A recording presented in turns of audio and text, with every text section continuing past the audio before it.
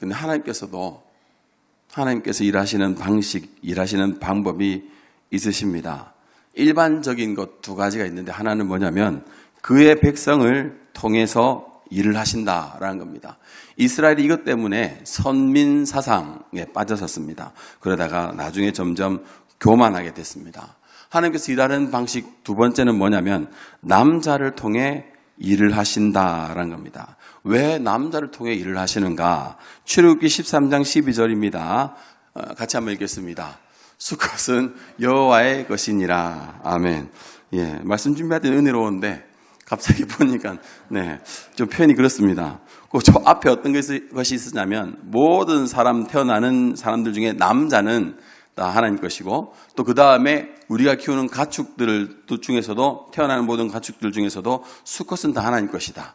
이걸 통틀어서 끝에 수컷은 하나님 것이다 이렇게 돼 있었습니다. 잘라서 보니까 좀 이상하긴 합니다. 그리고 신명기 16장 16절 같이 읽겠습니다. 신명기 16장 16절 시작. 너의 가운데 모든 남자는 1년에 3번 곧 무교절과 칠칠절과 초막절에 내 하나님 여호와께서 택하신 곳에서 여호와를 배웁되 빈손으로 여호와를 배웁지 말고. 아멘.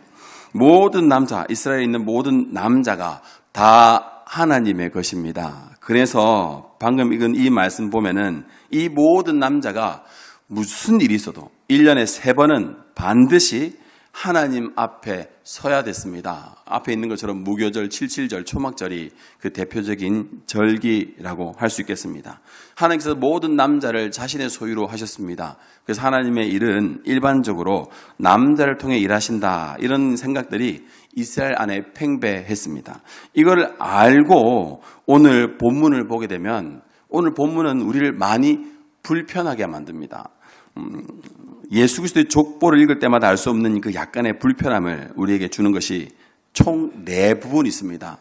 3절에 다말, 5절에 룻, 그리고 6절에 우리아의 아내, 맨 끝에 16절에 마리아입니다. 왜 이들이 족보를 읽어 나갈 때 우리에게 약간의 불편함을 끼치는지를 함께 살펴보겠습니다. 3절에 있는 다말입니다. 창세기 38장에 보게 되면 유다와 다말의 이야기만 따로 다루고 있습니다. 이 다말은 유다의 첫째 며느리입니다. 다말이 결혼한 남편은 장자 엘, 유다의 장자 엘입니다. 그런데 하나님께서 이 엘을 어떻게 하셨느냐면 창세기 38장 7절 말씀입니다. 같이 읽겠습니다. 유다의 장자 엘이 죽이신지라. 아멘. 구체적으로 어떻게 악행을 했는가 성경은 말해주지 않습니다. 하지만 그가 하나님 보시기에 너무 악했습니다. 그래서 하나님께서 그를 악하다 정죄하시고 죽여버렸습니다. 이후에 그의 동생 엘을 다말이 같이 만나게 됩니다. 그런데 안타까운 것은 이 오난이죠. 엘의 동생 오난을 만나는데 안타까운 것은 이 오난 역시 하나님 앞에 악하다 해서 정죄받고 그 자리에서 죽게 됩니다. 왜 하나님께서 장자 엘과 그의 동생 오난을 악하다고 했을까?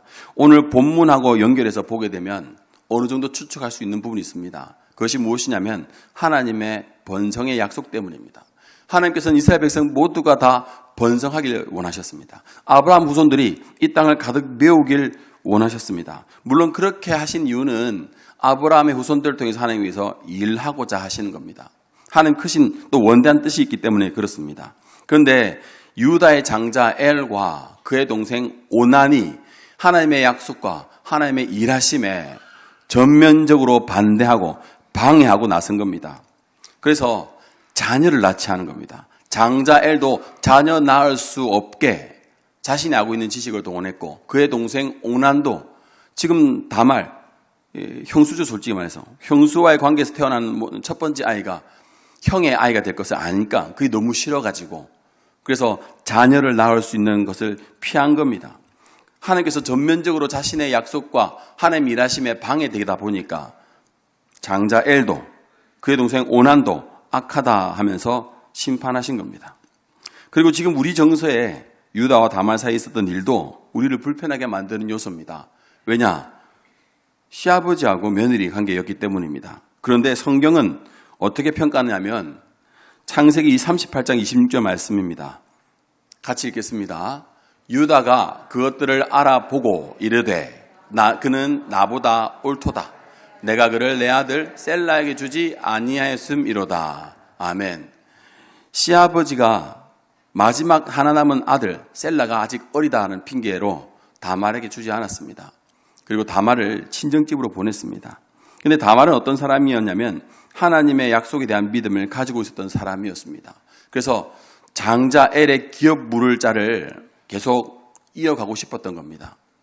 그런 다말이 결국 생각해낸 것이 바로 변장하고 시아버지와 함께 잠자리를 가는 것이었습니다. 우리가 볼 때는 있을 수 없는, 사실 윤리적으로도 도덕적으로도 문제 있는 부분 아니겠습니까? 근데 성경은 유다 입술을 통해서 그는 나보다 옳도다라고 평가받게 했고, 더 놀라운 것은 메시아의 계보에 이 다말이 버젓이 등장한 겁니다. 우리 한국 문화에서는 있을 수 없는 일입니다. 그런데 하나님께서는 다말이 옳다라고 평가한 겁니다. 그 이유는 무엇이냐? 다말이 가지고 있는 믿음과 순종 때문이었습니다. 그는 잠깐의 이 육신적인 어떤 안위를 보는 것이 아니었습니다. 하나님의 약속을 믿었었고 자신을 통해 하나님께서 이루실 일들을 믿었던 겁니다. 그래서 셀라를 원했던 겁니다. 하나 남은 막내 셀라를 원했습니다. 그런데 유다는 그를 허락하지 않았습니다. 친정집에 와서 기다리는데 아무리 기다려도 주변 사람들 소식으로는 셀라가 장성했다는 얘기를 분명히 들었음에도 불구하고 아무리 기다려도 시아버지는 다말을 불러들이지 않습니다. 그래서 결국 다말이 묘안을 생각했는 게 그 방법이었습니다. 성경에서는 압축해서 얘기했기 때문에 다말이 친정집 간 것과 셀라의 성장 기간이 생략되어 있습니다. 하지만 상당수 시간이 흐른 겁니다. 그래서 하나님께서는 이런 다말을 보고 잘했다, 옳다 라고 말하는 겁니다. 우리에게 필요한 게 이 다말의 믿음과 순종입니다. 지금 내 눈앞에 보이는 이득, 지금 내 눈앞에 보이는 편리함, 지금 내가 계획했고 내가 간절히 원하는, 특히 육체적으로 간절히 원하는 그런 것들에 욕심을 부리지 않고 하나님의 원대한 뜻을 묻고 그 뜻 때문에 이 모든 것들을 포기할 수 있는, 그래서 하나님 뜻에 맞춰서 내 삶을 바꿔갈 수 있는 이런 믿음, 그리고 거기에 합당한 순종, 이게 하나님께서 다말 통해 우리에게 말하고 싶은 겁니다. 아무리 사람들이 거짓말하고 우리를 방해하더라도, 어려운 환경이 우리 발목을 잡는다 해도 우리는 반드시 하나님을 절대적으로 믿어야 하고 또 순종해야 하는 겁니다. 오늘 함께한 여러분들이 다 다말과 같이 되길 바랍니다. 하나님을 절대적으로 믿고 하나님 말씀을 신뢰하고 하나님 말씀대로 살아가는 성도님 되시길 바랍니다. 그래서 하나님과 후손들에게 영원토록 기억되는 황금동교 모든 성도님 되시길 주님의 이름으로 바랍니다. 5절에 보게 되면 또 우리를 불편하게 하는 여인이 나타납니다. 바로 룻입니다. 이 여인은 모압 여인입니다. 이스라엘 남자를 만나 결혼했는데 남편이 일찍 죽었습니다. 시어머니가 며느리가 너무 어린 것을 보고 배려를 해줍니다. 돌아가서 모압 땅에서 새 출발을 해라. 하지만 이 룻은 큰 며느리와 달리 시어머니와 함께 시어머니의 고향으로 돌아가서 시어머니와 함께 할 것을 선택하게 됩니다. 룻기 1장 16절에서 17절 말씀입니다. 같이 읽겠습니다. 룻이 시작. 룻이 이르되 내게 어머니를 떠나며 어머니를 따르지 말고 돌아가라. 강권하지 마옵소서. 어머니께서 가시는 곳에 나도 가고 어머니께서 머무시는 곳에서 나도 머물겠나이다. 어머니의 백성이 나의 백성이 되고 어머니의 하나님이 나의 하나님이 되시리니 어머니께서 죽으시는 곳에서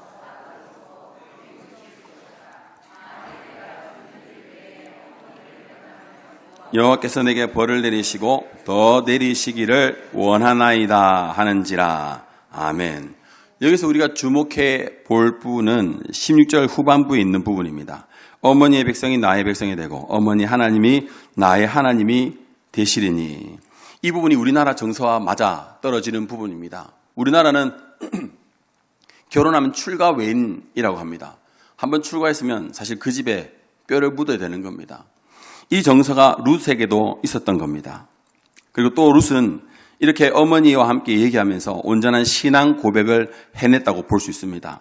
그렇게 어머니를 따라와서 이스라엘 율법을 배우고 순종하고 남편의 기업물을 짜러서 보아스를 만나게 되면서 다윗 왕의 직계조상의 반열에 오르게 된 겁니다.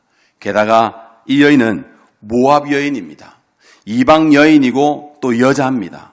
선민 사상과 남성 주류를 이루는 이스라엘 문화에 이런 모든 일반적인 이해를 다 엎어버리는 여인이 된 겁니다.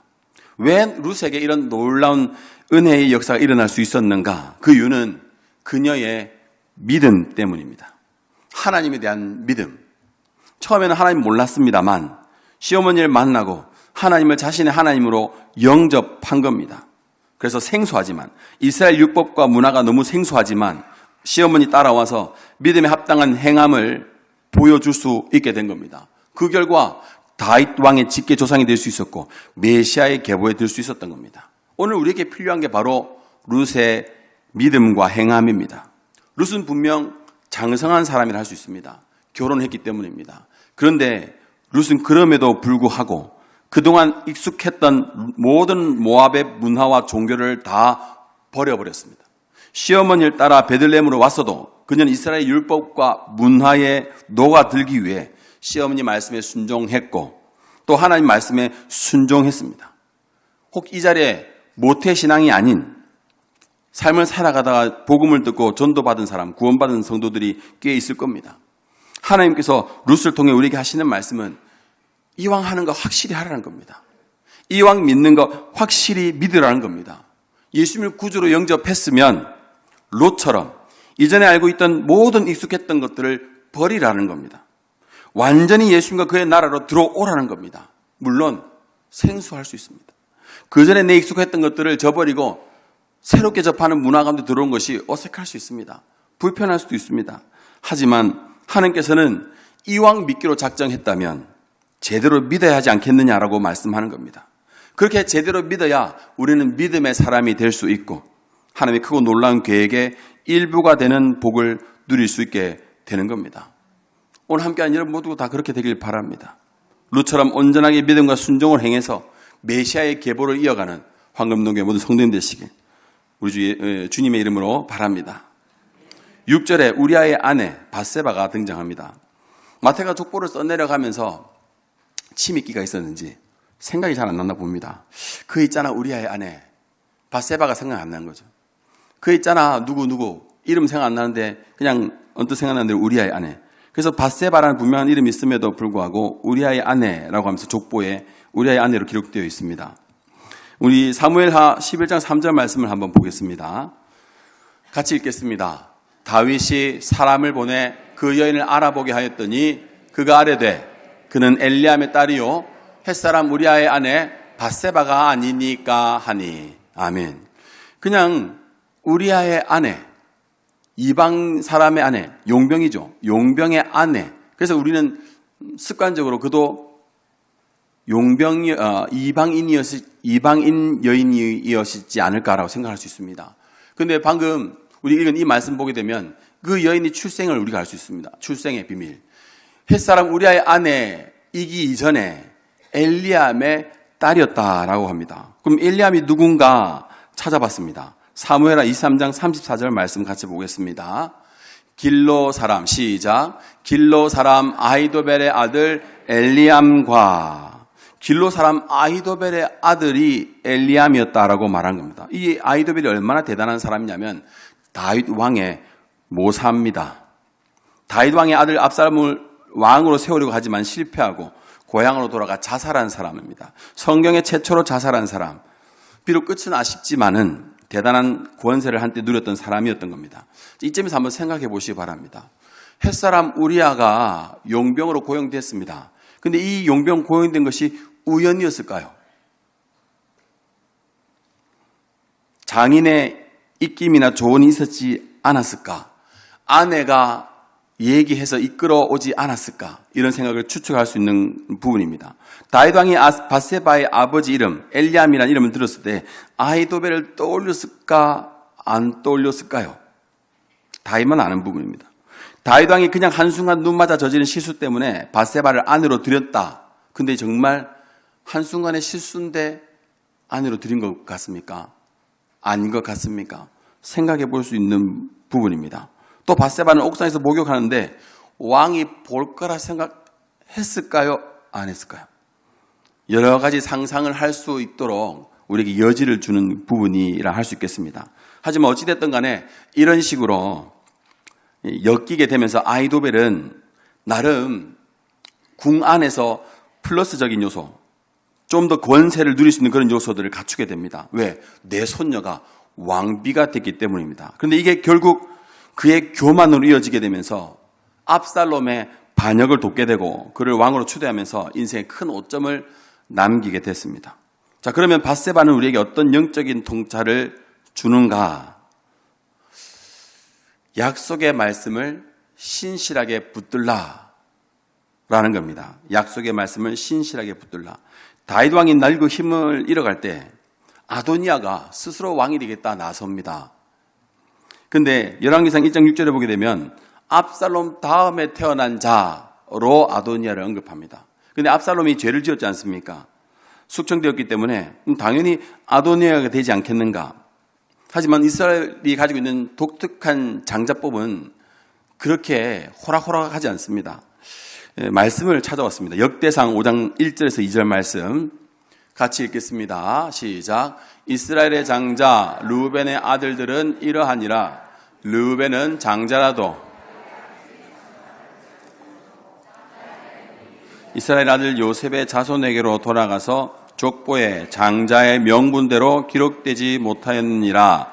유다는 형제보다 뛰어나고 주권자가 유다에게서 났으나 장자의 명분은 요셉에게 있느니라. 아멘. 장자법, 이스라엘 안에 있는 독특한 장자법은 우리가 생각하는 거하고 다릅니다. 그래서 그림을 준비해왔습니다. 이 그림이 야곱의 12아들 그림입니다. 한번 띄워주시죠. 잘 보이십니까? 네, 감사합니다.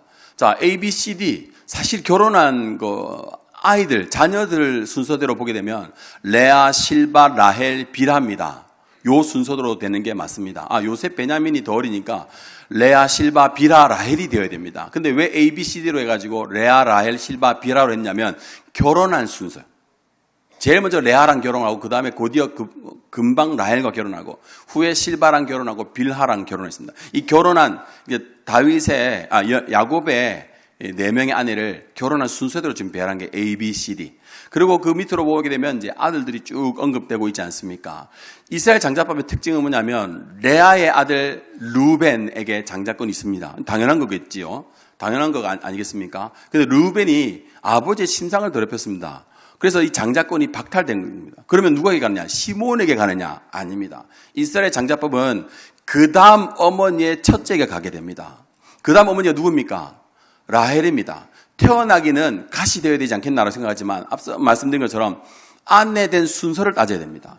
두 번째 아내된 라헬의 아들 요셉에게 장자권이 가게 된 겁니다. 그럼 요셉이 만일 실수는 안 했습니다만 실수를 했다 가정했을 때 그럼 요셉이 실수하게 되면 장자권이 누구에게 가느냐? 베냐민에게 가느냐? 아닙니다. 세 번째 아내의 장자 갓에게 갑니다. 갓이 실수를 하거나 죄를 지으면 빌하의 아들 첫 번째 아들 단에게 가는 겁니다. 자, 르우벤, 요셉, 갓, 단이 다 실수했다. 죄를 지었다면 누구에게 가느냐? 다시 레아에게 돌아와서 레아의 두 번째 아들 시므온부터 시작합니다. 시므온, 베냐민, 아셀, 납달리.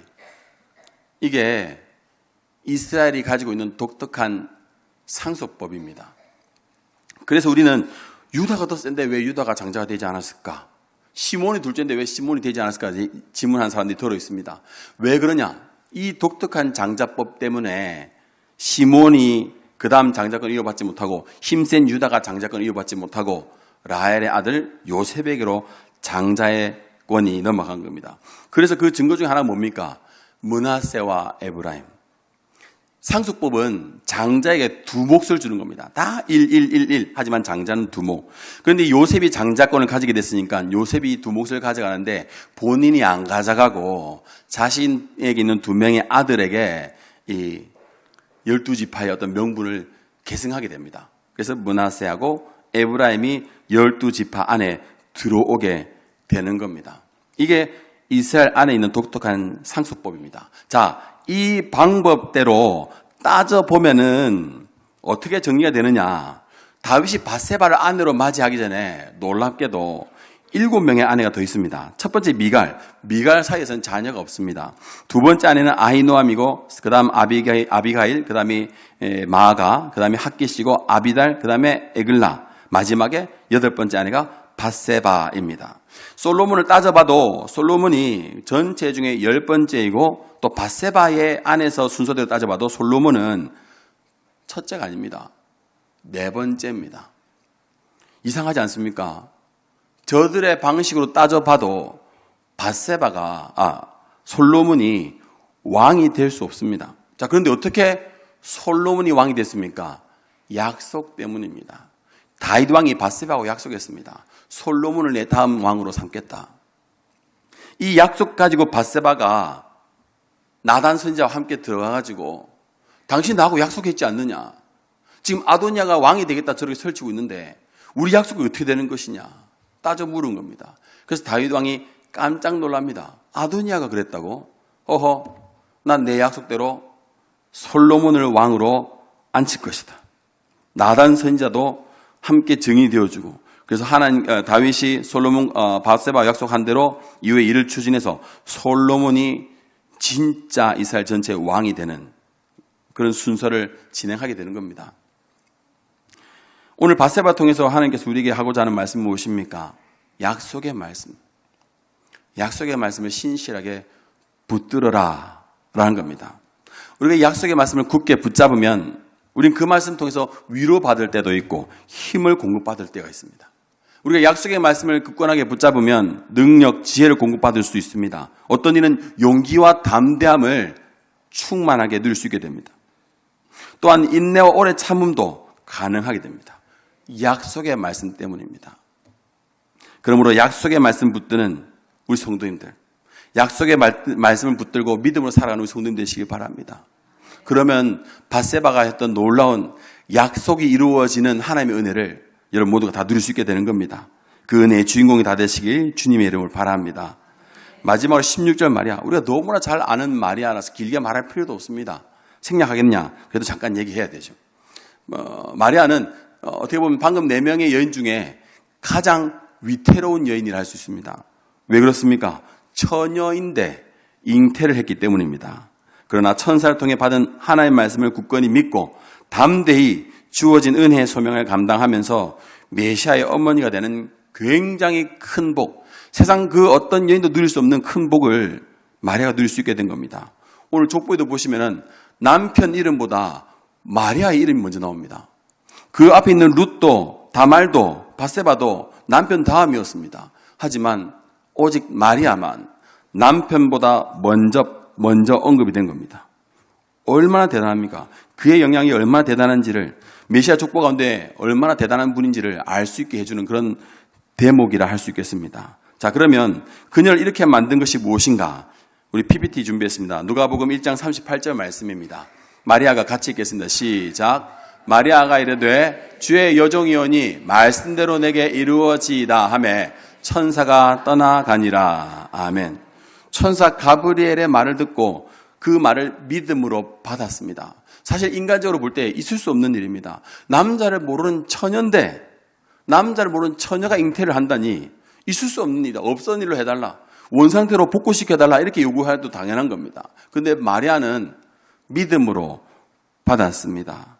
앞으로 어떤 일이 일어날지 알 수 없습니다. 하지만 분명한 것은 처녀가 잉태했기 때문에 갖은 고초와 모욕을 당할 수 있습니다. 수치스러운 날들이 예약되어져 있습니다.